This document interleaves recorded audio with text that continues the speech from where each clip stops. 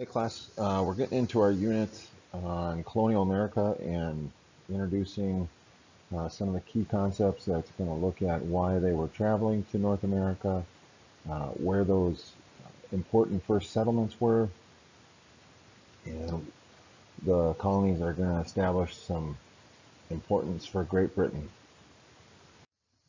So reasons to travel to the New World. The first one is gold. So the Europeans were in search of silver and gold, and this increased the revenue that they had, that they were able to spend on other things. And then also glory. Fame was earned from exploration, and then there was competition between competing European countries, and each one wanted to establish different colonies and territories that would help increase the revenue for the home country. And then also the third reason would be God. They were looking to find people that they could convert to Christianity, and a lot of this expansion was done in the name of religion. Some of the early settlements, the first one wasn't, all were from Great Britain, but the first one really wasn't lasting. That was Roanoke. It was the first attempt at a permanent settlement, and it was established on eastern Virginia, and the colony failed. They sent people there, they were getting set up, and then the head of the colony had to go back to Great Britain. He needed to get more supplies and help the colony last longer, and then when he got back, everybody was gone, and nobody knew where they had went. So looking at the map here, we see Roanoke, this tiny little dot out here on the outer banks of Virginia and North Carolina. The second settlement would have been Jamestown, Virginia. So I'm going to change colors here, right here, Jamestown. It was a business venture. It was what was called a joint stock company. So a lot of people would put money in, very similar today to like venture capitalists that were looking for opportunities to make money. So they all combined their money. They sent a bunch of people over, and initially the primary reason behind this was they were looking for areas in which they could get gold and silver. It wasn't so much that they wanted something permanent. They just wanted to get things out of the ground, things of value that would help support Great Britain as a whole. And then the third one was Plymouth, Massachusetts. So here you had a group of people who weren't happy with the way church life was going in England, and they wanted to separate from the Church of England. So initially they were called separatists. They wanted religious freedom, and eventually these people came to be known as the Pilgrims. Initially they wanted to be down here, blown off course, and they ended up settling in present-day Massachusetts. Some division within North America, just who was there, what territory did they have. Some fast facts. The main players were Great Britain, France, and Spain. They were the main territory holders in North America. So we see from the map, France really wasn't interested in settling for the long haul. They were sending trappers over to trade and get furs from the Native Americans, and then those products were going back. So they were establishing good trade relations with the Native Americans, but they weren't really interested in, hey, let's get some colonies set up, let's get some people moving over here, and then they're going to stay here. Great Britain, on the other hand, they started to see the value in having established outposts, I guess, would be the initial ones. And they were on the eastern part of the country, or continent, North America.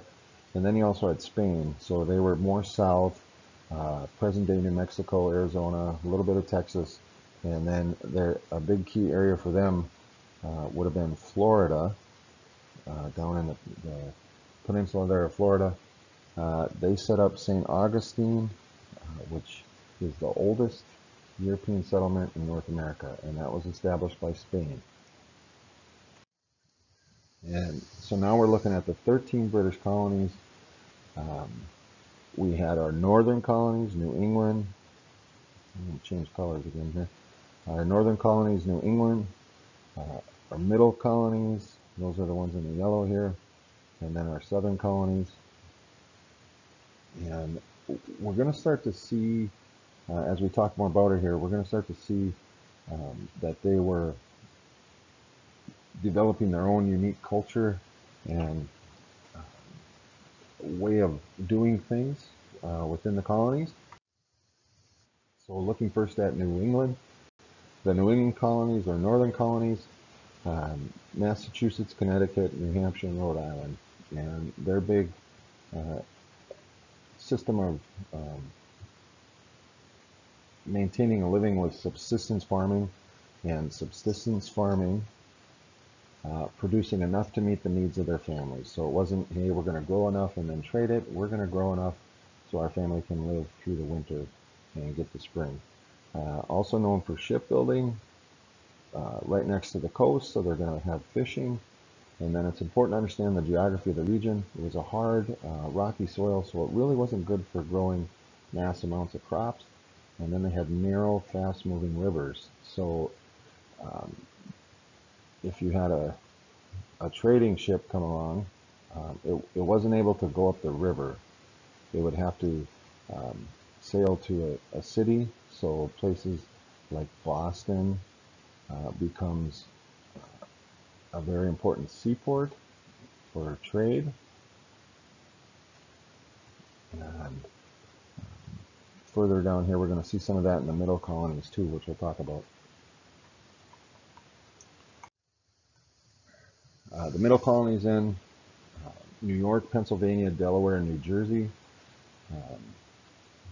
The soil is much more conducive to growing crops. It's got a milder climate.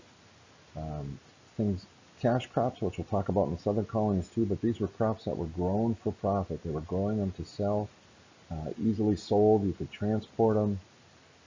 They had industry and manufacturing. And it's important to note too, they were culturally diverse. They were accepting of different viewpoints, other religions. So we're going to see more variety in the types of religions and just an overall acceptance of and openness that we're really not going to see in the southern colonies and not as much in the northern colonies. The southern colonies in Virginia, Maryland, North Carolina, South Carolina, and Georgia. Warm climate, rich soil, so they're growing a lot of crops, and it was suited for a certain type of crop too, and these were cash crops as well, tobacco and rice. Both of them were very labor intensive, meaning they needed a lot of people to work the land in order to successfully grow these and then be able to sell them in the market. They had wide, slow-moving rivers, so again, if we had the sailing ship, it'd be able to come up the rivers. Whereas in the northern colonies, they were building big seaports, which the southern colonies didn't have, like Boston. There was little commerce, little industry. They didn't see the need for that. They felt they could trade for everything that they would need. We're going to grow these cash crops and then sell them. So takeaways from this: 3 divisions.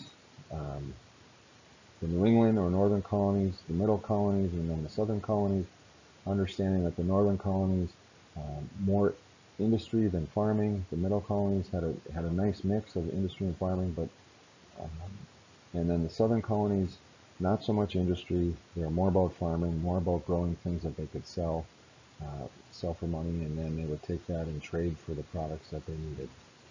So we'll talk to you next time.